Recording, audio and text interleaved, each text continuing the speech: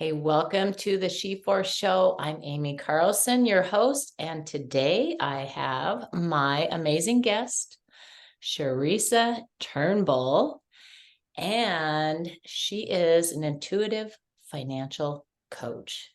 Doesn't that sound cool? Tell us more about that, Charissa. Thank you, Amy, and thank you for having me. So as an intuitive financial coach, my primary goal really is to help people just give themselves more permission to really trust themselves in their financial journey and trust that you can make money however you choose. And there's a million and a half ways to make money in this world and invest. And it's okay to only want to do that in ways that contribute to your joy and your happiness, and really honoring who you are and your values in your money journey. So, as an intuitive financial coach, the name of my program is called Journey to Prosperity Isle for a reason, because we're going to go on a journey together, and you're going to discover so much more about money. It's really, like I said, about giving yourself permission to just step into who you really are, and the things that bring you joy, and also what you're meant to do and who you're meant to impact in this world. I work with a lot of entrepreneurs that are absolutely impact driven and super compassionate, and have created a life where they just want to change the world as much as I do. So, and in addition to that, I'm super, super passionate about empowering people to take control of their circumstances and to recognize that we all have so much potential, and that even if you've lived your whole life as a low income earner, and even if everybody that you know is a low income earner, that doesn't have to be your story. And if you choose for that not to be your story anymore, that doesn't make you a non-generous person, and honestly, it doesn't mean anything that we don't decide that it means. So, I like that. And giving yourself permission, that has been a huge, like that phrase has been super helpful to me in my journey. Um, I'm curious about how you got started down this path. oh, that's a fun story. So, um, I became self-employed the first time about 12 years ago. I became a real estate agent, and I was super young, especially in comparison to other real estate agents. And I've always believed that investing in real estate and buying a house as young as possible will change your financial future forever. I came from a family that came from nothing, so to speak.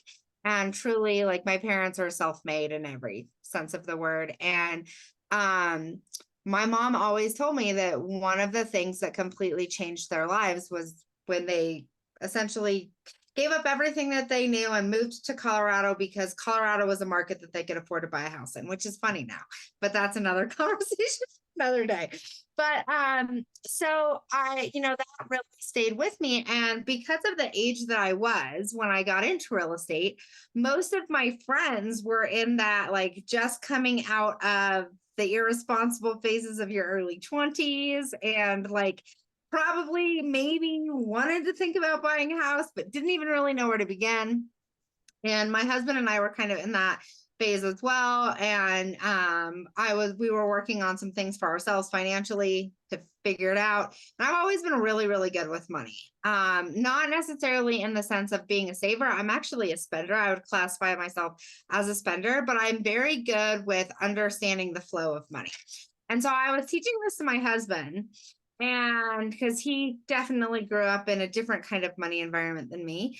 And we kind of combined our styles and did all of these things, and over the course of about a year, our financial life was completely different. We bought our first house, and through that experience, we attract who we attract, and we typically attract the people who need us most. And so it's no coincidence that the people that I was attracting into my real estate life were people who were young like me and probably needed some extra help to get things going. Well, one of the other things that I just happen to be an expert at is credit repair. And I was something that I had taught myself. And so I was meeting all of these people who just needed a little bit of help getting their financial world in order, fixing their credit or whatever to buy a house. And I just loved it. My passion, and target market very quickly became first time buyers. And it wasn't uncommon for me to work with clients for years before they bought. And I think my longest client from meeting to closing was like 5.5 years. Wow. And I truly, truly loved it. But the market here in Colorado, like, really started to get challenging for first time buyers in 2016. And over like 2 years, I really saw people struggling to financially be able to get into the market. And it's not just like the ticket, like the price of the house, but it was so much more than that. There was a lot of things. I also do property management here in Colorado, and there were just a lot of things that were making it more challenging for people. And the perfect example is, and this was like the moment that I was like, oh no, like, I have to help these people. I was sitting in my office. This was pre-COVID. This is when I still had an office. But I was sitting in my office, and I'm sitting across from this like amazing couple. They were military. They had 2 young kids, like a toddler and one that was still in the baby carrier. And he was about to deploy. And which is super common. I live right outside of Colorado Springs. We have 6 military installations within probably a 45-minute radius, and most of them are within 10. So super common situation. A lot of the soldiers that get stationed here are pretty low rank, so they don't make a lot of money. And I'm sitting across from this couple. He's about to deploy, and their landlord has just given them 30 days notice. And because he's going to sell the house, which is what was creating a lot of the housing shortage problems for rentals in that time. And when you're military and you deploy, you have to, your landlord has to let you out of your lease, right? Like, that's a lot. But when they first got together before they were married, he PCS to another state, and her landlord, because they weren't married, would not let her out of her lease. So she technically had an eviction. And anyway, like, that coupled with a whole bunch of other circumstances, I'm sitting across from this couple, and I am thinking, I wish that I would have met you a year ago, because now I can't help you. You have 6 weeks if we're lucky. And I could have helped you a year ago. Like, we would have been having a completely different conversation. Because I can get evictions removed, and I can do all of this stuff with their credit, and I could have helped them. There were so many things. And in the end, this particular couple, like, I advised them that I felt like she should, because they couldn't live on posts. I don't remember why, but there was a reason they couldn't live on posts. I think it's probably they had dogs. And she ended up moving home while he was deployed and lived with her family. And then they took the list of things that I told them to do. And when he got PCS to his new location, they actually bought a house. But I remember, in that moment, I was like, this isn't going to work. Like, if this is truly my calling to help these type of people buy houses, I can't wait until they're needing housing to help them.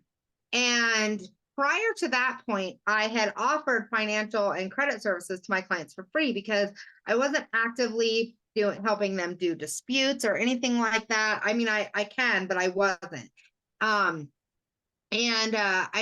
realized that it's also a different target market, right? Like, it's technically a different business. It's a completely different thing that I was trying to do. And I have an actual real estate brokerage. My mom and I own the company. So I didn't really want to stop doing that. I love doing that, but it also wasn't super aligned for me to try to put them all on the same island, so to speak.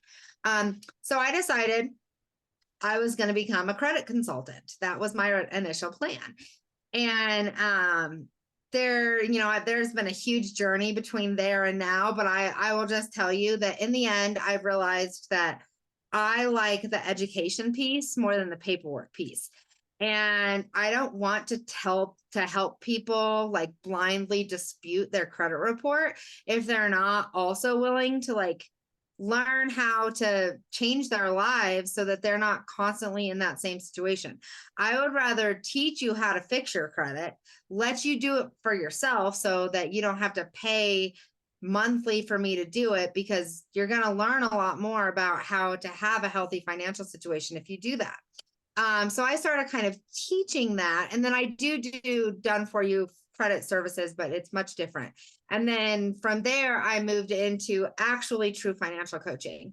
And now I do primarily high ticket coaching for entrepreneurs that want to really change the world. And then I kind of have like this next level thing. So I have a group program and a one-on-one program and, all of the things, but I have this kind of next level thing that's really about teaching entrepreneurs how to make money in alignment, like truly build their business in a way that directly contributes to the lifestyle that they want to live. And I feel like so many entrepreneurs, like they find their passion, right? And we're just like, oh my God, like I have to do this thing. And so then we build this business that only takes our passion and maybe money into account, but nothing with lifestyle. And so we burn out. And so now, like I'm the highest tier thing that I offer is teaching people how to delegate and build a team and structure their business with passive income streams and all of this stuff so that they can get their message out to the world. They can develop their teams in abundance, in an amazing money mindset, abundance driven way, but while still protecting their ability to have self-care. That's a big piece. So when you started describing that, where you're going, I felt the passion just rise more in you as well. So obviously that's in alignment. Yeah, absolutely. And like I said, I mean, I've done a lot of things. So I started this business in November of 2019. And I didn't really, I tried on a lot of different directions before, like, I really just leaned into the fact that, when it really comes down to it, I love education. Like, I like to educate people because I believe that there's no better way to empower ourselves than to be educated about whatever topic it is that's, creating challenge in our world. And because a lot of times we're overcomplicating it. So true. Yes. So part of the motto with the She4 show is becoming more fit, more fun, more free. How would you describe what you do in those kind of terms? So, oh, go ahead. Well, I was just going to say, like, to me, what you're describing for sure fits into helping people become more free. Absolutely. But it's funny that you say that because it's also very much fun, because part of what I specifically, like part of my program, an entire like half. So like of 8 modules, 3 to 4 modules focuses on accepting the fact that you do not have to sacrifice the things that you want for the things that you need. And you can have both and still build massive amounts of wealth and be as generous of a person as you want to be. And none of those things have to be mutually exclusive. So yes, it's absolutely about freedom, but it's also about stepping into the fun that life is meant to be. I don't believe that we're meant to pay bills and die, but I also don't believe that we're meant to hoard money, pay bills and die, right? Like life is meant to be an experience. It's meant to create connection with other human beings and other living things and just the planet in general. And if our entire focus becomes in this sacrifice way, and not recognizing that we get to build our life by design and live our life by design, then, we're missing out on what I believe the true purpose of life is. So, Yes, I agree. So tell me how going down this path for yourself and then witnessing and supporting other people on this path, what does that do to confidence? um, I love the word confidence. So I know that, there's 1,000 other buzzwords in the coaching industry, and I don't hear confidence very often, but I love the idea of just stepping into who you are, trusting yourself, and just knowing that in the end, like, you're going to make the right decision. And so part of my program is actually called Building Your Financial Confidence. Um, and one of the things, so, I have my own interesting financial story. From, my husband and I doubled our income every single year for the first 5 years that we were together. We were very poor when we were young. And part of that was through my business, but my husband is not an entrepreneur at heart.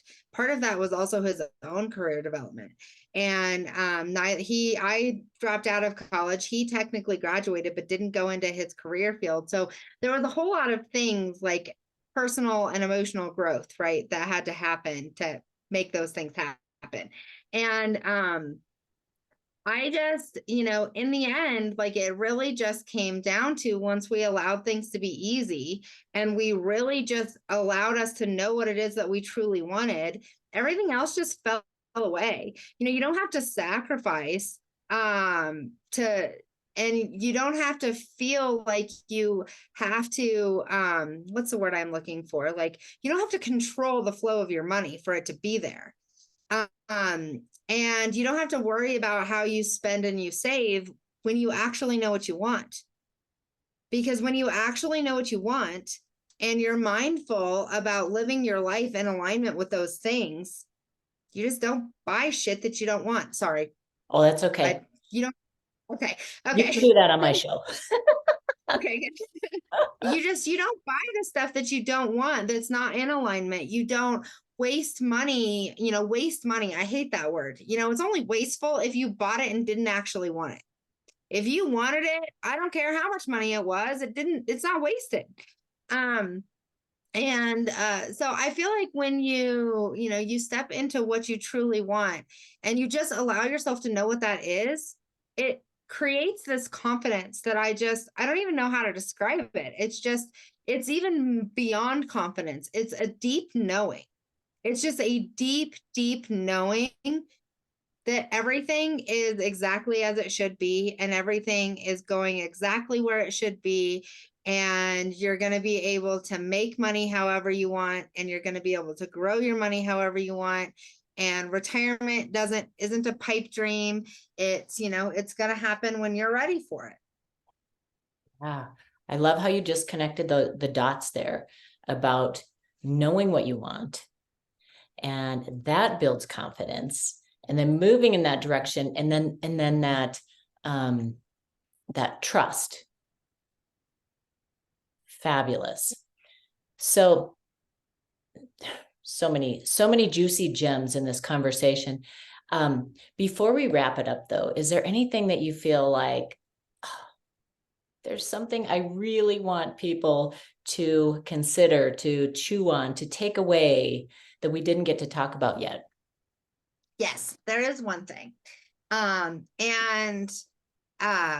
it's all about, okay, so for those of you guys who aren't familiar with Maslow's hierarchy of needs, I highly recommend that you look it up. But it's basically a study of human behavior on how we react to fear, right? So you basically, you build up your needs in a periods type structure. And at the very base, it's like your physiological needs, food, water, shelter, whatever. And then you build on it all the way up to like being who you're truly meant to be. And that's how I teach money. And the reason that I teach it that way is because the number one thing that I think everybody should know about money is that every single person needs something different to feel financially secure.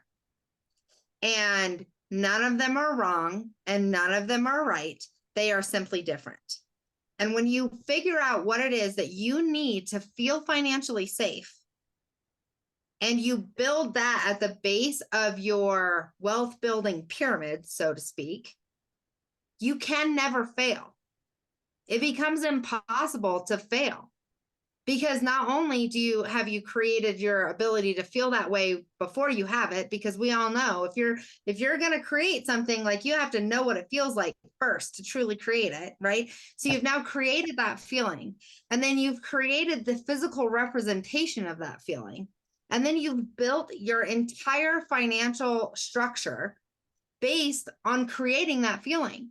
And then when we make decisions not in fear, you can't help but create an abundance, and you cannot fail. Your financial situation will never fall apart, because you're always going to have the base foundation of whatever it is that makes you feel safe. So you're going to be able to approach every situation with a clear, resourceful mind.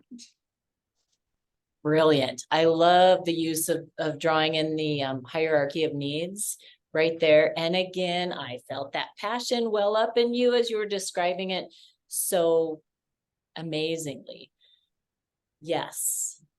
To the audience, I hope that is one of your takeaways today. And as usual, information without integration just feels heavy. So consider what you've heard today, what you want to take away, and what you can apply right away. Thank you so much for being here today. I love the conversation around finances and making it your own. And that piece you just added there too, with that feeling of safety that only you know how to create for you. Absolutely. Love you. Thank you so much. Much appreciation to you. And again, delighted to have you here. Yeah, absolutely. Thank you for having me. It's been a joy.